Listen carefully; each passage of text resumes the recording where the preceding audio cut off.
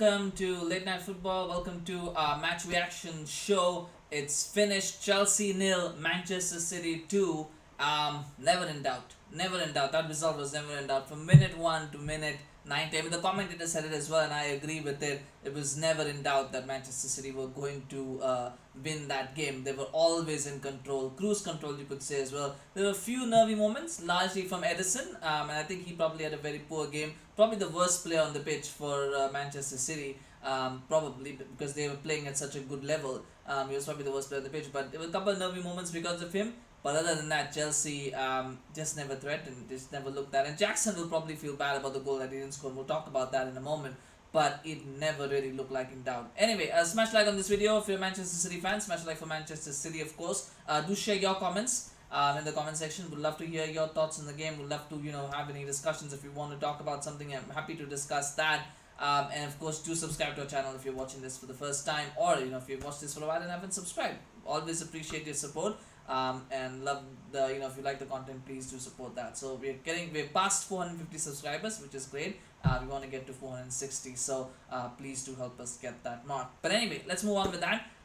Let's talk about the game itself. And just one thing that I have to say right at the start. I think that formation from Chelsea was just weird. It was already asking for trouble because you're playing a 4-2-3-1, but you've got Enzo as the number 10, which just doesn't make sense to me. It absolutely doesn't make sense to me how they see Enzo number 10. A 4-3-3, a flat 4-3-3, I think would have been better, where you have Enzo, Caicedo, and Lavia probably as a flat 4-3-3 might have made sense.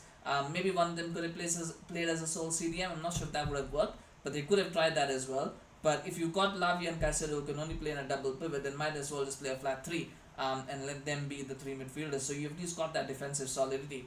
What happened with the 4-2-3-1 was Enzo didn't know whether he was supposed to be going forward or backward, and at times he would lead the press, which I don't think is his forte. I don't think his job is to lead the press, but he kept trying to lead the press, and he started going ahead of the striker, and that meant Chelsea always were a midfielder short because they were playing 2. The other issue that happens, and I think this is where a lot of teams get suckered into it, is thinking that City play 4-2-3-1. City never play a 4-2-3-1. It's always 3-2-4-1. The wide Rico Lewis today, usually John Stones. Nominally they play as defenders, but actually they move into midfield and they make it a 6-person midfield. And the way to beat City, or the way to stop City, is what Arsenal and Manchester United have shown, is you've got to play 6 midfielders. Right, now that means you may have to sacrifice a striker. Arsenal do that by playing Havertz generally as a striker, but then he drops into midfield because he can play as a number 10, and you create a 6 sort of box midfield. You create 6 midfielders. United did that as well with Mount and Bruno. That is what you need to do. You can't play 4-2-3-1 because City will just bypass that very easily because they play 6 midfielders. It was Rico Lewis, Kovacic, and then you got De Bruyne, Bernardo Silva, Foden, of course later came on, but it was starting with Savio and Doku. You got 6.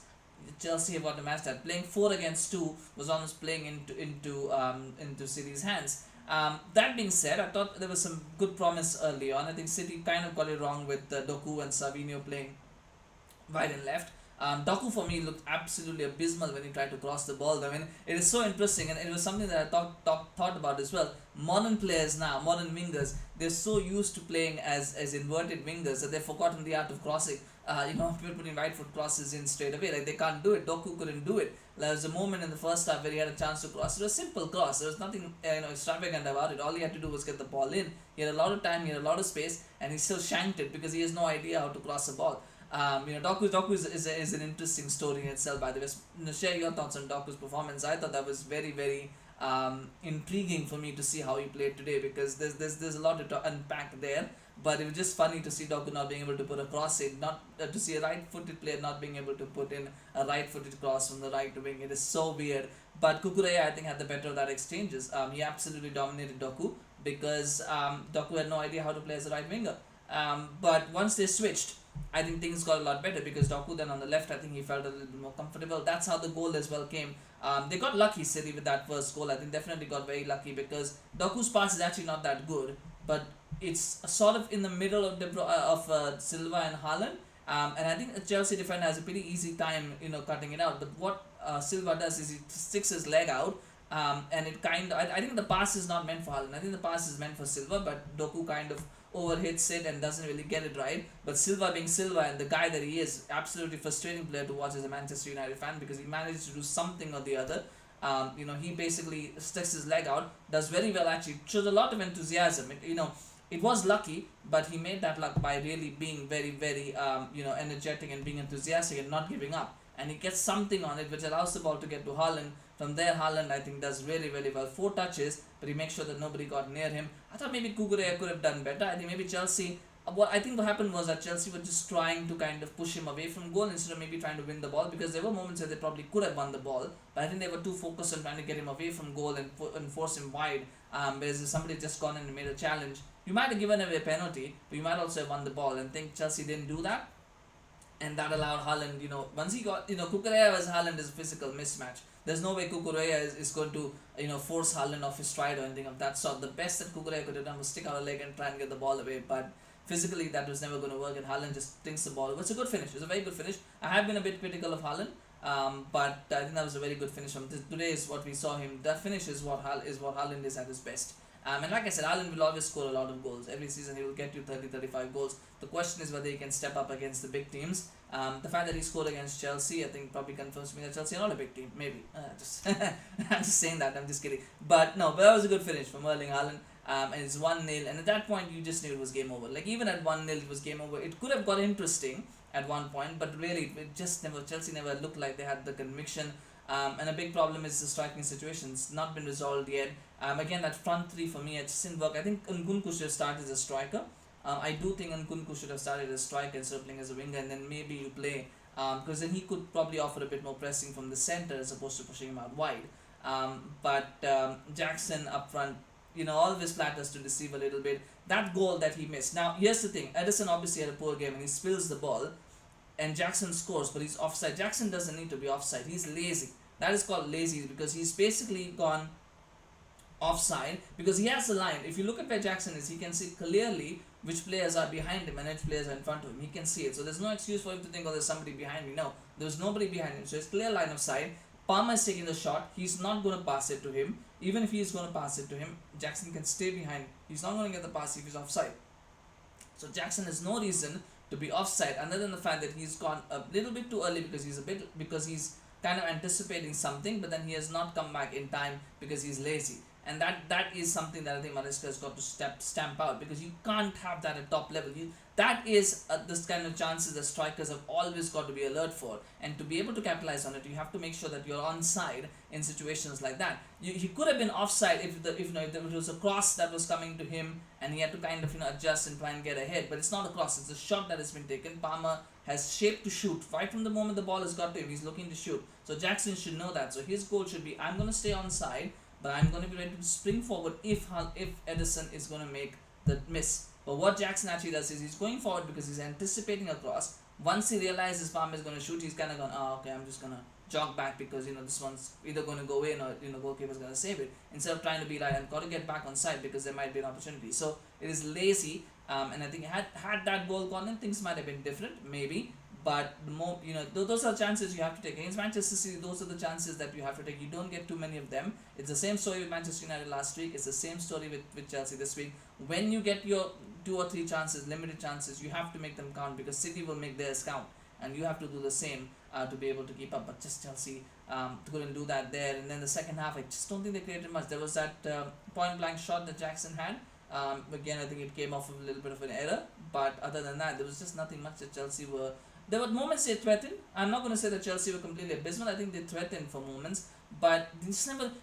And Chelsea could have got a draw out of this game. But they never had the conviction that they could win.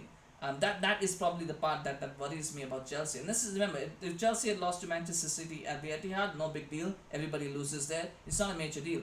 This is, you're playing at Stamford Bridge. You're playing the first game of the season. You're playing at home. You're playing against the champions. If you can't lift yourself up for these performances, what are you going to be doing? And that for me is the big concern. But it's just the first game of the season. The bigger issue was also the fact that Chelsea have so many players, so I don't even know what their best 11 is. But I don't think it's much better than what they had on the pitch today. I don't think there's too many players that were missing for Chelsea. Of course, they've had a couple of injuries now, but I think the 11 has started. I'm not sure how many players would come in. Maybe Neto comes in. For Jackson, maybe that is one that you could say, okay, fine, maybe that makes a big difference. But otherwise, I don't see Chelsea missing too many players that could come in and make a difference to the side. And that is another cause for concern as well for them, is that how much better does it get. But yeah, the early signs. I mean, it's the first game of the season, but the first game of the season wasn't very promising. I think that's the way to put it about Chelsea. But I think what the positive that Chelsea might take from this is the fact that they didn't get blown away for large parts of the game. This was 1-0, I think, about them to the 82nd, 83rd minute. So they kept it to 1-0 for quite a while. I mean, those are the kind of. I mean, I see Chelsea as a big club, and I see them as a big team. So big teams normally don't get satisfied with the fact that we kept it to 1-0 for 82 minutes against Manchester City at home. I don't think they can take solace on that. But if they can, if they want to take solace from that, I think that is something that they can find a little bit of hope in. But otherwise, there were issues, and I think that midfield is a big issue that needs to be sorted, because you can't have that. You can't have that setup. You can play Enzo, Caicedo, and Lavia as your three. You can do it, but you can't play them in a 4-2-3-1. So Maresca's got to figure that out quickly. Just on another note, two more things on Chelsea before we move to Manchester City. And put your comments in as well if you want. But one thing that I was surprised, first of all, why is Enzo captain? Why is Enzo Fernandez captain? He's had a real big issue with racism that happened over the summer. And really, I mean, the fact is that a lot of players were not happy with him. And yet, he goes and becomes captain. Why is he captain? And I understand. I mean, I don't see who else can be captain in that team. Chelsea have so much churn at the moment. There's so many young players. There's so many players that are not, they don't have a lot of experience in the squad anyway. And most of the players you don't even know if they're going to play. So I understand the fact that he becomes your captain. I think because, and of course, Reece James gets injured a lot. Ben Chilwell gets injured a lot anyway. So I don't think they're going to be captains. But you gotta have some sense about this. And somebody's got to take him aside and say, dude, you can't make that guy captain, right? You gotta find somebody else to be your captain. But anyway, I mean, it just shows where Chelsea are at the moment. And then the other part for me is, I think there was something in the commentary that was said, well, Maresca is going to play this way, and Chelsea are going to have to adapt, and Chelsea are going to have to learn. But he's not going to change the way that he plays. And I have this one, and people always use that as a sign of management, expertise or genius. Or like, oh, this manager is going to do what he does. He's not going to change. I think the sign of good management, and this is why I respect Ten Hag a lot, is the sign of good management is that you change. You change according to the players that you have. You can't play. You can't have a midfield of hard men and then tell them to play beautiful possession football. That's just not going to happen, because they're not. They're going to want to play a different style, and you've got to change. Otherwise, you bring in players that fit your style and try to get rid of those that you have. But if you can't do that, which in this case Chelsea can't, because they have so many players already, you've got to try to find a style that fits the players that you have, and that is the sign of good management. For me, I don't get it, but I don't know. I don't know how people. Maybe the game has passed me by. Maybe the game has passed how I look at it. It's not how I look at it. But for me, I think the sign of good management is not that a manager is stubborn enough to say this is my style of play and I will always play this way no matter what players I have. It doesn't matter. No, the sign of good management is that you can be flexible enough to play different ways depending on the players that you have. Which is what I think Pep Guardiola tried to do today, because he realized that he needs service for Haaland. For that, he needs crosses in the box. So why not I play right-footed play on the right side and left-footed play on the left side, so they can put crosses into the box and Haaland can get a goal. It didn't work, but he tried it, and I do give him credit for that. But yeah, it's just interesting to me to note that how people look at management in different ways. But anyway, share your comments. Do you agree with me or do you disagree with me on that? I think it's a fair assumption to make, but maybe I could be wrong on that front. But talking about Manchester City, I think I don't like watching Manchester City play. I think I've been very vocal about this. I don't like to watch them play a lot. And to be honest, I'm not going to be doing a lot of match reviews for Manchester City this season. I've already done 2, which is probably 2 more than I thought. But at this point of the season, they're boring to watch. For me, I think Manchester City are boring because they're so efficient. Everything that they do is so careful, so considerate. It is so clear. And once they go 1-0 up, it's almost like a foregone conclusion that they're going to win the match. It is really boring to watch because there's absolutely no jeopardy. I like football when there's jeopardy and when you feel like there's a chance of something happening.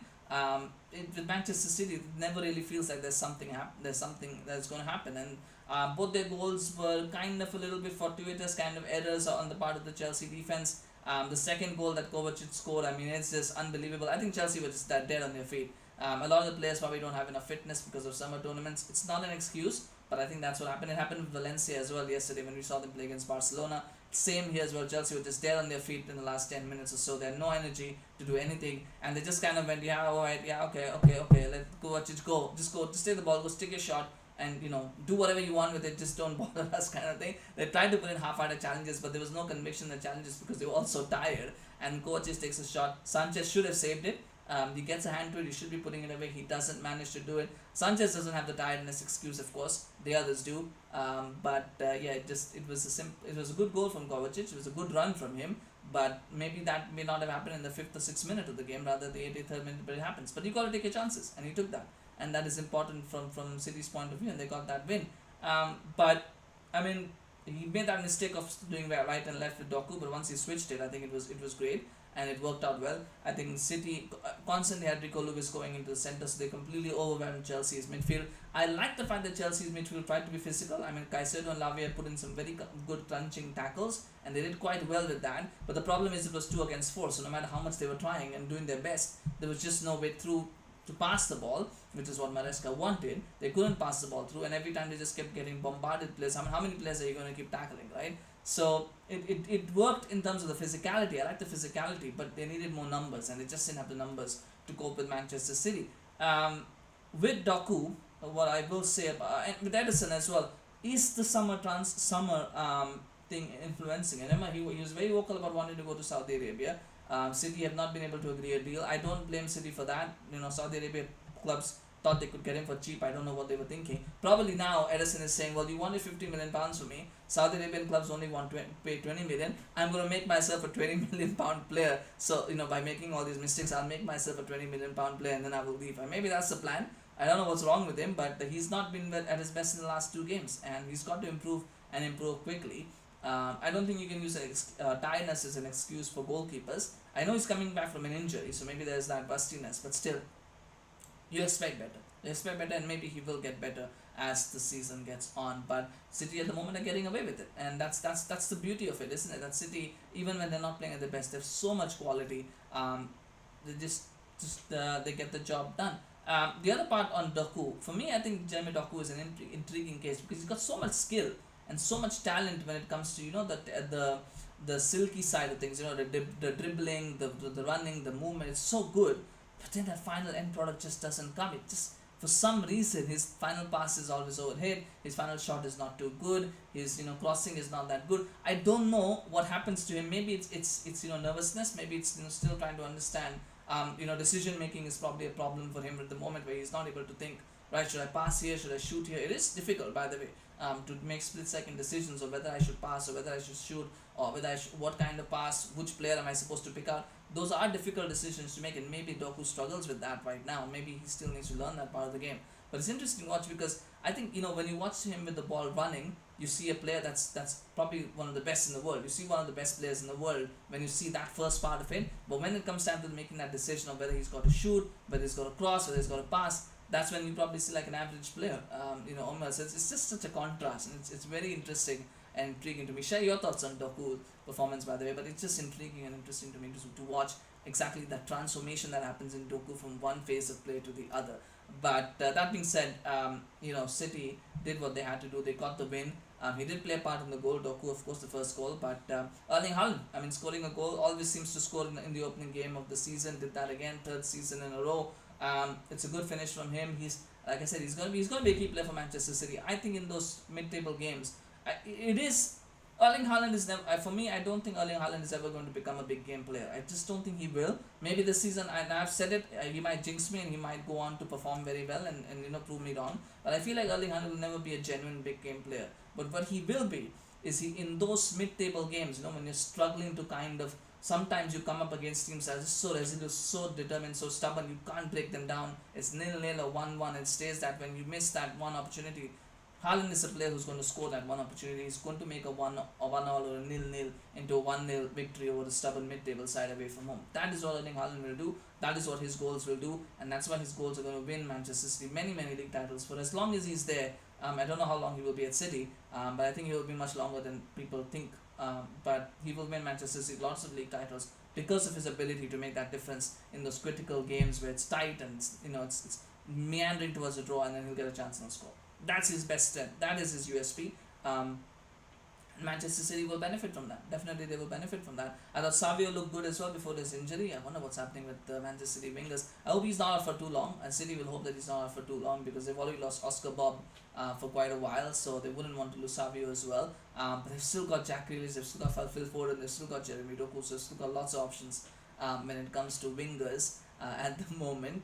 But overall, I mean, if I were Liverpool, if I were Arsenal, they had to win. City had to win because Liverpool and Arsenal had won. So you want to keep pace with them. All three winning 2-0, by the way. I think City just have that edge because they won away from home against Chelsea, who are a better side than Ipswich or Wolves. And for me, again, like I said, I can't see past Manchester City winning the league title. I just can't see it at the moment. I don't see who's going to stop them. And this first game just proves it. Again, they were not at their best and they still got the job done against Chelsea. So I imagine when they will be at their best, it come February, March time, when they will be at their best, they will just they won't for City, from City's point of view, they'll have to think whether how can we stop Real Madrid from winning the Champions League. I think that is where City will be looking, because the league title at this moment in time, it looks like it's an open and shut case. And the Premier League commentators and the marketing team will tell you and will tell me and tell all of us, oh no, this is going to be an exciting title race, it's going to be intriguing. I don't think so. I don't think so. I'll believe it when I see it. But at the moment in time, the evidence is just there that it's going to be nice, and I'm sure Arsenal and Liverpool are going to give a very tough fight. But at the end, Manchester City are going to come out on top like they always do. That's my prediction. That's my expectation at the moment. Not my hope. I hope that I'm wrong, but that's how it looks. But anyway, well done to Manchester City. Well deserved win. Not a good watch. I hope for better when I watch Real Madrid play after this, which we will be doing match reactions for the Real Madrid game. So please do subscribe to our channel to get notified for when that drops, and do check that one out when it does come by. But share your thoughts on the game. Do you agree with me? Do you disagree with me? I'll agree. I'm a bit bitter about it, and that's why I don't watch Manchester City play, because they just bring something out of me that I don't like to see in myself. But yeah, it just isn't fun watching Manchester City play at the moment. But nonetheless, do share your thoughts and your comments. If you're a Manchester City fan, feel free to disagree with me. And let me know what you thought of the game. Would love to hear your thoughts. If you're a Chelsea fan, put in your thoughts. Maybe you feel like I'm being too harsh on Chelsea. I think Chelsea will play Europa League football next season, because they'll be winning the Conference League. I expect them to win the Conference League no matter what. So they don't really need to focus much on the league. I don't think they will get in the Champions League spots. I just feel that there's still some steps there. I think Spurs will probably finish fourth from the looks of it at the moment. Could be Aston Villa, Newcastle could make it, but at the moment it's between those three teams. I think Newcastle, Villa and Spurs, I think, are going to fight for that fourth spot at the moment, it seems. But we'll have to see how Villa cope with the European football thing. So Chelsea, I don't think are going to finish top 4. So they are going to finish, and then anywhere below 5th is guaranteed Europa League football anyway. So I'd rather that they focus on trying to win the Conference League and get in that way, because they should win that competition. So from Chelsea's point of view, I think there's still a lot to look forward to, just maybe not in the Premier League at the moment. But share your thoughts, share comments. Maybe you think I'm being too harsh on Chelsea, and maybe there is more to come. So feel free to let me know about that. I would be more than happy to read your comments. But on that note, smash a like on this video if you enjoyed it. Do share your thoughts. Do subscribe to our channel if you're watching this for the first time. If you enjoy what we're doing, would really appreciate your support trying to build this up. It was a good.